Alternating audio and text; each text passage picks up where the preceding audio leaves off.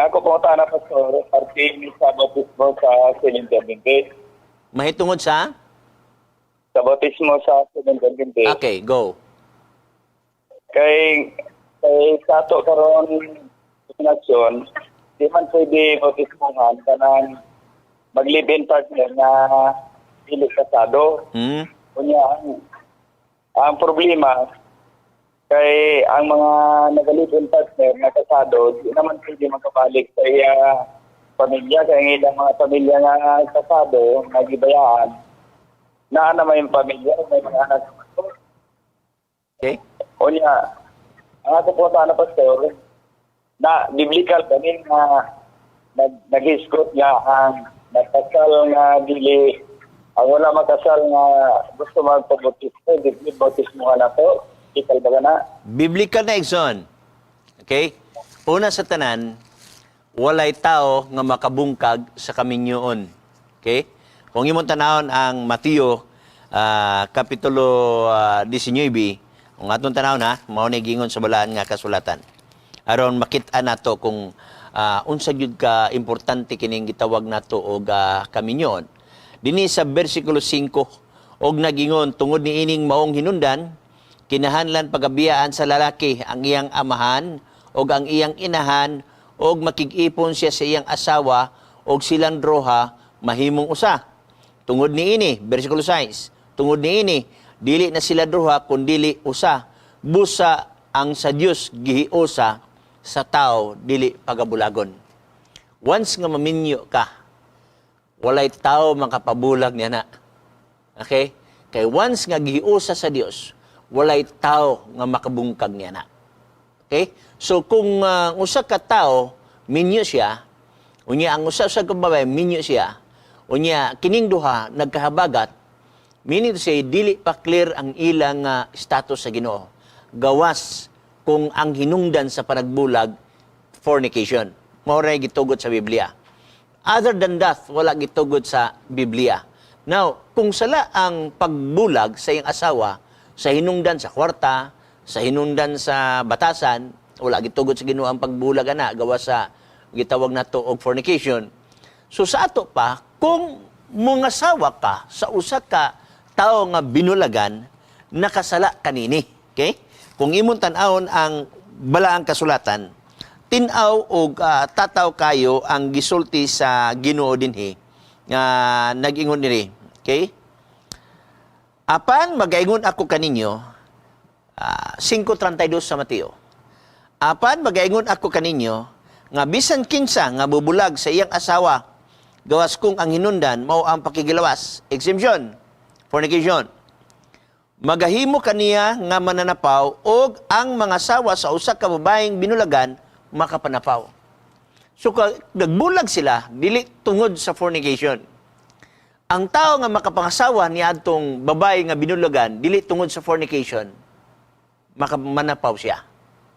Mo man gani nga mintras ang tao buhi pa, nagapo siya sa usa ka balaod. Roma kapitulo 7 atong tanawon. Ang gingon ni Apostol Pablo. Okay? Kapitulo 7 nag-ingon diri versikulo 2, tungod niini ang babaeng minyo gipasakop sa kasuguan ngadto sa iyang bana samtang magapabilin buhi ang bana. Apan kung mamatay ang iyang bana, siya mahigawas na gikan sa kasuguan mahitungod sa bana. Sumula niini siya pagaisipon nga mananapaw kung makigpuyo siya laing lalaki samtang buhi pa ang iyang bana. Apan kung mamatay ang iyang bana, mahigawas na siya sa maong kasuguan o kung mamana siya lain, dili siya makapanapaw. So makapanapaw siya kung mga asawa siya lain nga buhi pa ang iyang bana. Mo mangani nga sa panahon sa pagbautismo, importante nga sa di pa ikaw bautismuhan, maghinulsol ka. Buhat 2, versikulo 37-38 na gyon.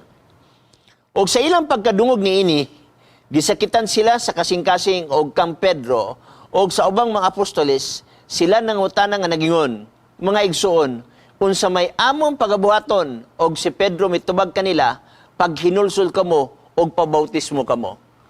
So ang requisito, before ka mabautismuhan, maghinulsol ka. Munang ang Seventh-day Adventist, dili mo bautismo sa usa ka babaeng lalaki nga nag-ipon, unya, puro sila minyo, tungod kay ang ilang gibuhat, dili man makapahimot at tubangan sa Ginoo.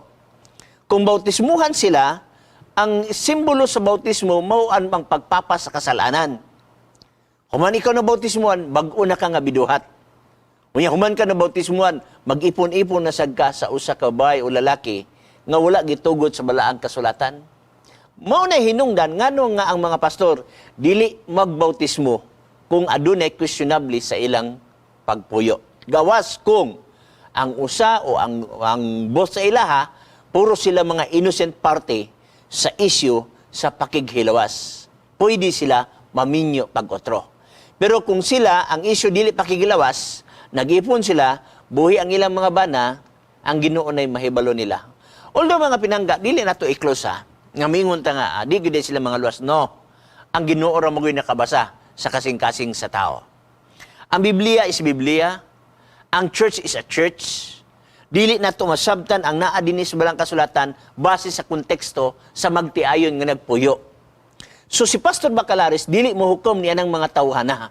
Kaya ang Diyos lang nahibalo kung kinsa iyang maluwason. Kay siya nagbasa sa kasing-kasing. Pero, sorry lang kayo, kay ang church is a church. Naa siya mga guidelines nga gisunod gikan sa balaang kasulatan, kay di man ta basa sa kasing-kasing sa tao, ang Diyos raman. Kay di man ta makabasa sa kasing-kasing sa tao, magsunod na gid ta sa Biblia. Unya, ang tao nga adunay hinungdan sa ilang pagpuyo, kung adunay may questionable, unya, adunay mga panahon nga ang Ginoo mutugot niya ng mga butanga, I hope so, nga ang Ginoo mutugot, kay wala mas balaang kasulatan nga ang Ginoo nagtugot, ang Ginoo ray nakasabot niya na igsoon. Pero sa pagkakaroon, a church is a church, Bible is a Bible. Mao na nga ang pastor, dili mo bautismo sa usa ka questionable nga naparampuyo. Follow up, Igsoon.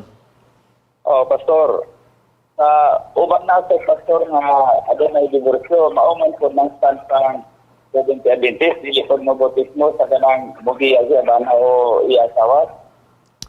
Mao to akong explain sa imo, ganina, Igsoon. Mao na tong final nga answer nako sa question nimo nga ka babae lalaki gani nag-ipon nya puro sila minyo unya ang hinundan sa ilang bulag sa ilang unang asawa o unang bana mao ang kwarta, mao ang batasan, wa na gitugot sa Biblia.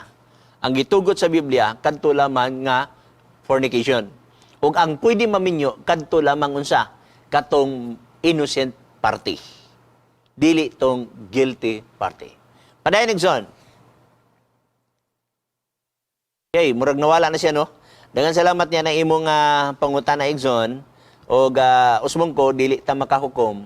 Kaya naabi ay daghan karon nga ang ilang kapuyo karon dili adunay asawa o adunay bana. Nga di nabulag na sila, o kato ilang bana o ilang mga asawa, nga ilang nabulag, nga minyo na sab. So, dili tamuhukom nga ang kaluwasan sa ilahan na close na. Okay? Pero kay naa may standarte ang Biblia, na may standarte ang iglesia, musunod ta sa iglesia. Anyway, wa man ta naghisgot og kinsay maluwas og dili maluwas. Kaya ang bautismong manggod, it is an entrance sa gitawag nato og church. Usbong ko, wala maghukom si Pastor Bacalares ana ha. Ang nahitabo lang na may Biblia o natay church manual, mula na atong sundon. Pero magisgot og kaluwasan ang Ginoo ra gyud nahibalo niya na. Buhay na, salamat niya, Nexon. Another caller? Go ahead. Nibalik. Go. Palihog, Nexon. Pastor, uban nga nasod, Pastor, nga itugot ang pagpunag sa mag-asawa nga dili magkuyon. Ang stand sa ito, dili po mo bautismo sa inumini nga kaso. Actually, gitugot sa Biblia ang panagbulag. Pero wala gitugot sa Biblia nga magminyo kag otro. Ang gitugot sa Biblia nga makaminyo kag otro, usbon ko, kadto lamang innocent party, dili tong guilty party. Mayroong innocent party, kadtong babae o lalaki nga gibiyaan kay ang issue fornication, pakikilawas. Okay? Maura tong pwede maminyo. Other than that, wala na gitugot sa balaang kasulatan nga mabasa nato dire. Padayon, Nixon. Mao gani, Pastor, nga sa pagnaton, Mao ba ni dito ang mahitabo, dili ko mo bautismo nga to pastor kung nagbulag sa iya ba na o asawa ang gusto magpabautismo. Dili gyud kung sa ako kabahin dili ko mabautismo og ing ana nga questionably nga ang hinungdan sa panagbulag dili fornication. O baka dili sila innocent party.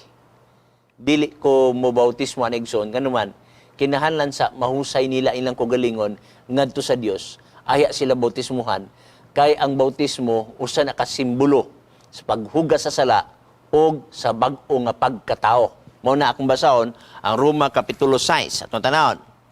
Okay? Nagingon ang Roma Kapitulo 6 atong basahon nagingon siya diri. Nan unsa may atong ikasulti? Magpadayon ba kita sa pagpakasala aron mo dagaya ang grasya? Palayo kana. Kita nga namatay na ngadto sa sala, unsaon man nato pagkabuhi padiha ni ana.